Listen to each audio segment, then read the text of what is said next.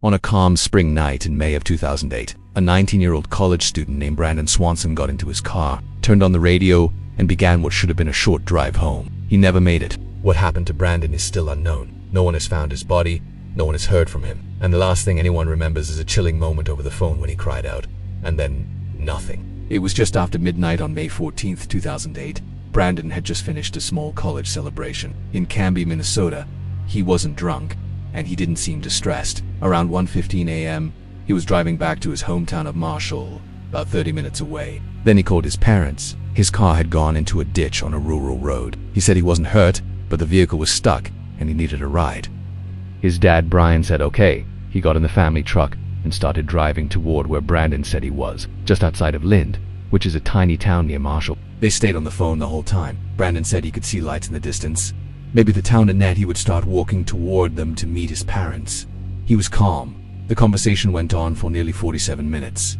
And then suddenly, Brandon said, "Oh shit," and the line went dead. He never picked up again. His parents drove back and forth, retracing the road in the pitch-black night. They called his phone over and over, no answer. And what made it even more unsettling was this. When police finally traced the location of Brandon's call, his car wasn't anywhere near Lind. It was found over 25 miles away, near the town of Taunton. It was as if he was completely lost and had no idea where he really was. But that's only where the mystery begins. Police searched the entire area where his car was found. Inside, the car was undamaged. No signs of a struggle, no footprints. But the ground nearby was rough.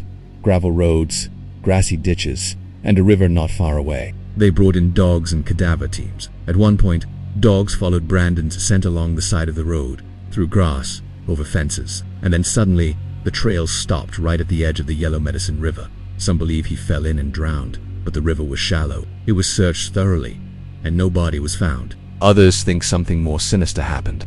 Maybe someone was following him, maybe someone picked him up, but no witnesses ever came forward. No camera footage, no evidence of foul play, just silence. And then there's the phone. Brandon's phone continued to ring and stay connected for days after his disappearance. His parents called constantly, hoping he'd answer. Cell records confirmed it was still active, suggesting it didn't die or fall into water immediately. Yet, police never recovered the phone. There are a lot of theories about what happened. One is that Brandon tripped and fell into the river and his body was simply never recovered. But it's unlikely. The water wasn't deep enough, and dogs lost his trail on the other side, suggesting he may have crossed. Another theory is that Brandon was picked up, possibly by someone he flagged down, or by someone who took him against his will. The strange thing is, there's no record of any vehicle, headlights, or tire marks in the area that night. Some believe it was an animal attack, but again, no blood, no torn clothing, no signs of a struggle. And then there's the most unsettling theory, that Brandon wandered deep into rural farmland, possibly disoriented, maybe injured, and died somewhere in the vast, open darkness. If that's the case, his remains have never been found, and Minnesota winters are harsh. If he survived the first night, it wouldn't have been for long. But even after all these years, his parents don't believe he simply got lost. His dad said Brandon sounded calm, alert, not panicked. He was walking with purpose, following the road. He was smart, he was careful. He also wasn't suicidal, and didn't have any known enemies. In every way, he was just a regular 19-year-old with a plan for his future. And yet, he vanished. The last words anyone ever heard from Brandon Swanson were, "Oh shit," then silence. That small moment has been replayed in his family's heads for over a decade. What did he see? What happened in that exact second?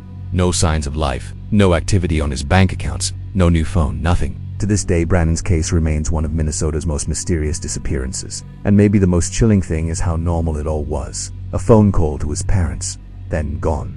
There's no ending, just questions. Sometimes, the scariest stories aren't about monsters in the woods. It's about real people who just disappear, while someone listens helplessly on the phone. On the night of February 9th, 2004, a 21-year-old college student named Mara Murray packed up her car, printed out some directions, and drove off into the snowy woods of New Hampshire. She crashed her car, spoke briefly to a local neighbor, and then disappeared. No blood, no footprints, no phone activity, just silence. To this day, Mara has never been found, and what she left behind is a trail of questions, contradictions, and an eerie sense that something very, very wrong happened in that brief window of time. Let's go back to the start. Maura was a nursing student at the University of Massachusetts, Amherst. She was smart, athletic, and seemed to have her life mostly in order. But in the days leading up to her disappearance, things started to get strange. First, she got in trouble at school. She had used a stolen credit card to order food. It wasn't a major crime, but it got her attention from campus security. Then, on the day she vanished, she emailed her professors saying there had been a death in the family and she'd be gone for a week. But here's the thing. There was no death in the family. That was a lie. She packed her dorm room into boxes, cleared out her desk, withdrew $280 from her bank account, and bought enough alcohol to suggest she was planning on being alone for a few days. Then she got in her black Saturn sedan and drove north toward the White Mountains of New Hampshire. No one knows exactly where she was going. She didn't tell her friends. She didn't tell her family. That evening, around 7:25 p.m., a resident of a small rural road in Haverhill, New Hampshire, heard a crash outside. Mara had lost control of her car and skidded off the icy road into a snowbank. A school bus driver who lived nearby came out to help. He spoke to Mara. She was shaken, but not injured. He offered to call the police. She politely declined. She said she had already called AAA. But that wasn't true. No call to AAA was ever made. Still, the driver returned home and called 911. Police arrived 7 minutes later, but Mara was gone. Her car was locked. Her purse, phone, and most of the alcohol were missing. There were no footprints in the snow leading away from the scene. No signs of a struggle. Just one smashed up car on the side of a silent road and a vanished driver. From that moment on, the mystery only deepened. In the days that followed, search crews combed the woods, brought in tracking dogs, and interviewed locals. Nothing.